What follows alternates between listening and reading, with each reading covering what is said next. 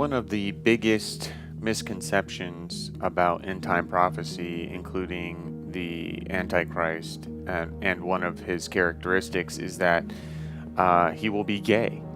And this is all because of the verse in Daniel 11:37 and how it was translated with the King James translation, which is the most popular.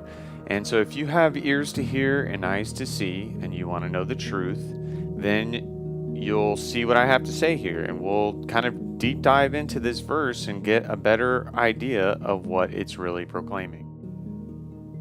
So we're going to start with verse 36 and read it with verse 37 and 38. And so, and the king shall do according to his will, and he shall exalt himself and magnify himself above every god.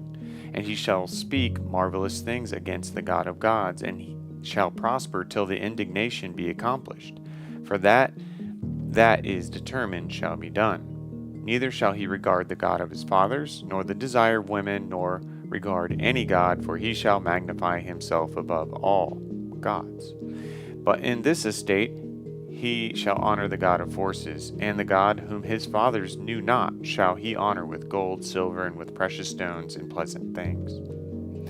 So reading this in the King James Version, you can clearly see it is listing something. It is listing all the different gods and the ways you can describe a god, and this list is the gods that the Antichrist will magnify himself and exalt himself over. And so in the context of these verses, it makes sense that this is a poor translation, the desire of women, and that this is not talking about a characteristic of him being gay in the middle of all of these lists of characteristics of the gods that he will not regard or honor.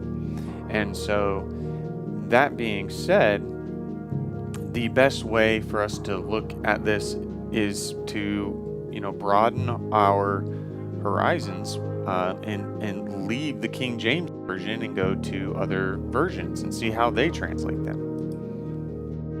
And so these are the two, the King James and New King James, and they're pretty similar, but in the NLT we see for the God loved by women, and here we see or for the one desired by women, or to the one beloved by women, or the God desired by women. So NSAB is kind of similar to King James, but if you go by other translations, this is clearly talking about just a God that women exalt and regard, and the Antichrist will not.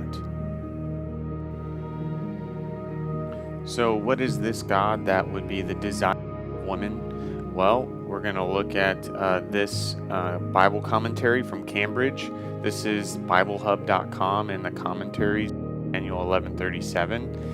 And so in this part of verse 37, and the desire of women, or any god he will regard, the desire of women must, from the context, be a designation of some sort of divinity, most probably Tammuz, a celebrated Syrian and Phoenician deity. So the reason why, and so it says here, popular among women, the reason why we see in Ezekiel, it talks about the women that wept or wept for Tammuz. So even the Bible scholars agree that this has to be, by the context, talking about another god, not the Antichrist being gay or the sexual orientation of the Antichrist. So if I believe Trump is the end-time beast / Antichrist, he should fulfill these verses here, verses 37 and 38. So if that's the case, then how does he fulfill verse 38? But in his estate shall he honor the God of forces, and a God whom his fathers knew not shall he honor with gold, silver, and with precious stones and pleasant things. So how does Trump fulfill this? If you're not aware, in his apartment. These are pictures of his apartment here. It's full of 24 karat gold and marble, precious gold and stone. And he honors the god Apollo right here with this mural on the ceiling.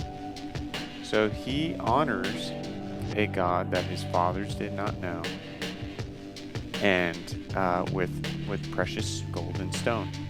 This is how he fulfills verse 38.